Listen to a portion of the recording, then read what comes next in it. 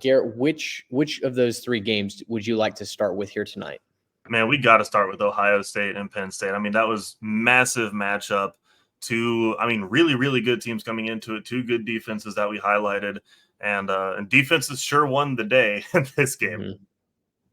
Yeah, they absolutely did. James Franklin had a really interesting quote. He said when he got to the press conference, "I'm not sure if we didn't just watch the two best teams in college football." James, I don't know what to tell you, but we weren't watching the same game, my guy. There's a chance we were watching one of them. Yeah. Like, I'm not going to count Ohio State out yet. They're not necessarily a great day offensively, but I'm not going to count them out right now. But we were not watching one of the best teams wearing the white and blue today. That was not one of the best teams in the country. Listen, and as a Penn State truther, right, I picked them to be my 4 seed, or actually I think they were the 2 seed in my playoffs, Big Ten champs.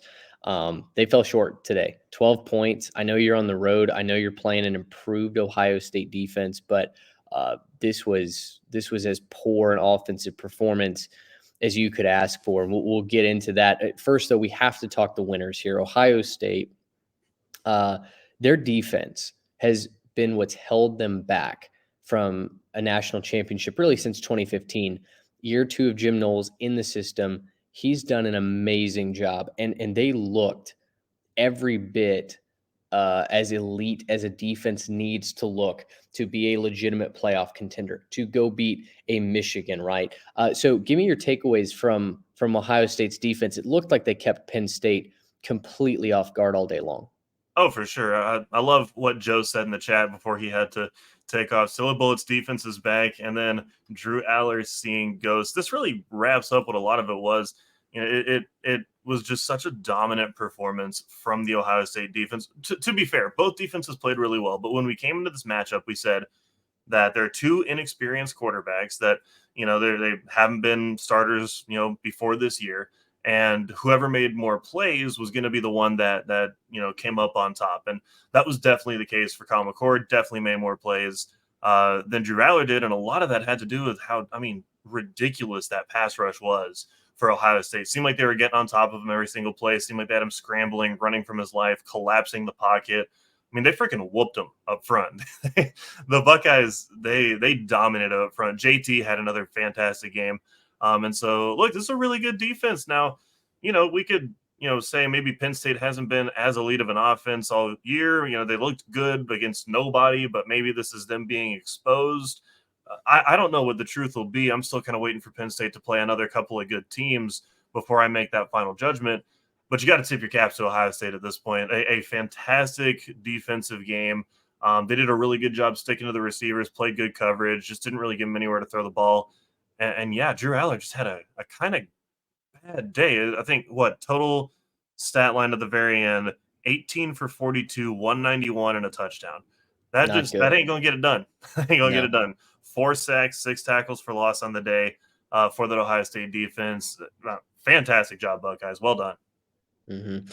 Third down defense was elite. They held Penn State to 1 of 16. That one third down conversion came actually when the game was really over. It was 20-6 at that point. Penn State musters a late touchdown, but you know they didn't realistically have a chance to come back and win this game. And so, for all intents and purposes, Ohio State's defense played just about as perfect of a game as you could possibly ask. Penn State didn't get the ball on the ground nearly enough. Katron Allen, it felt like early on, had some success. They stopped going to him. And so, you know, when James Franklin says these are two of the best teams in college football, I think you have half of one of the best teams in college football in that defense. The defense looked great. You do lose Chop Robinson. We don't know what the extent of that injury is going to be, but boy, that's a killer for Penn State. But the offense was dreadful. The offensive line got pushed around. You know, Drew Aller had little to no time to throw. And then, as we talked about, 18 of 42. That is just not going to get it done against a top 3 team, certainly not on the road. I just don't think Penn State was ready when the lights shine the brightest, right? They're simply not ready for the prime time. And that was kind of my biggest takeaway. I think for Ohio State, my takeaway is that defense is absolutely ready to compete for a national championship. For Penn State, the lights were too bright. This was not a team that was ready to come up and challenge the big boys, the Michigans, the Ohio States, to win a Big Ten conference championship. And, that's a little bit of a swing and a miss from me. Hate to see it, because I truly did give James Franklin the ultimatum, right? If not now, then when. And I think we may be asking when for much longer. Franklin 1-9 against Ohio State at Penn State. It just seems like he needs they're the elite quarterback with experience, right? Like, he had the experienced quarterback with Clifford for so long. Then he had, I think Aller will be a really good quarterback, but he just doesn't have the experience yet. And again, should it take that to overcome things? You don't think so, right? But for some reason, they don't have the guys out wide. They don't have the talent at the wide receiver core. I don't think so. I think they got good enough wide receivers. But I mean, look, it didn't get it done today against the elite competition, right? And that's what they're trying to do. Penn State wants to compete at the elite level. And if they can't compete there, they're not satisfied, right? They're not satisfied with saying go 9-3, 10-2, beat the crap out of all the other teams in the Big Ten, then go lose to Ohio State and Michigan, and that's that.